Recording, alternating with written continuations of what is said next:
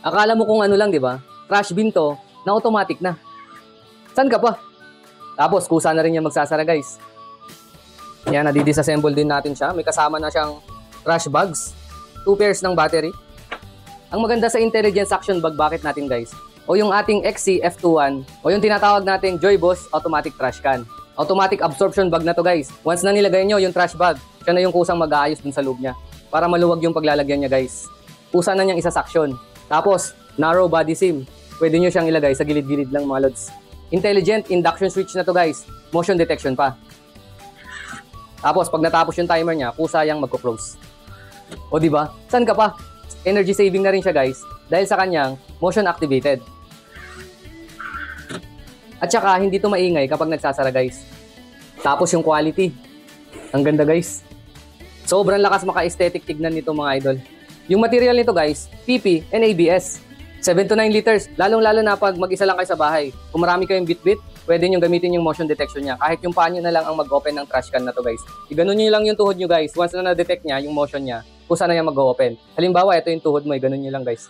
Lalong-lalo na marami kang bit-bit na basura, guys. Magtatapon ka. Ganon mo na lang yung kamay mo, tapos saka mo lagay. Saan ka pa? Hindi mo na kailangan ng dagdag na kamay kasi motion detection nga siya. So kung trip nyo tong Joyboss XC-F21 Automatic Trash Can, may libre na rin siyang trash bags, guys. So ano pang hinihintay nyo, guys? Joyboss XC-F21 Automatic Trash Can. Check out na, mga lods!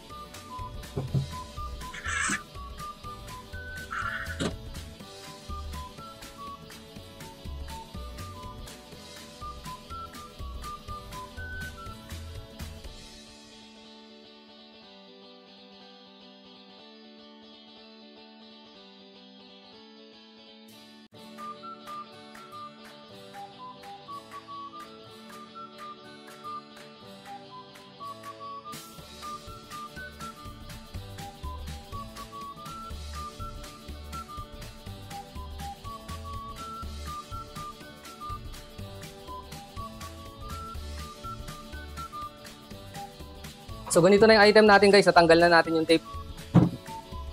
Yan, nadidisassemble din natin siya. May kasama na siyang trash bags. Yan, kuha tayo ng isa, guys. Tapos may kasama na rin siyang 2 pairs ng battery. Dito, guys, meron siyang paglagyan ng battery sa loob. Tanggalin nyo na yung takip, guys. Makikita nyo na yung paglagyan ng 4 na batteries. Ayan, lagay ko lang, mga lods. Tignan natin kung gaano nga ba ito kaganda. Tapos, may switch din siya dito sa gilid, guys, malapit sa paglagyan ng battery. 1 at saka 0, lagay natin siya sa 1 para on.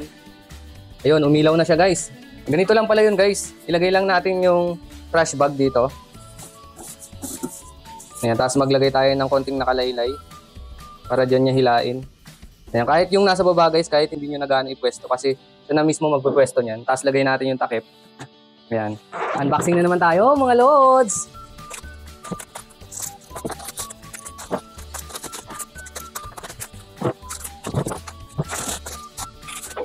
Nakakarton din siya ng ganito, guys.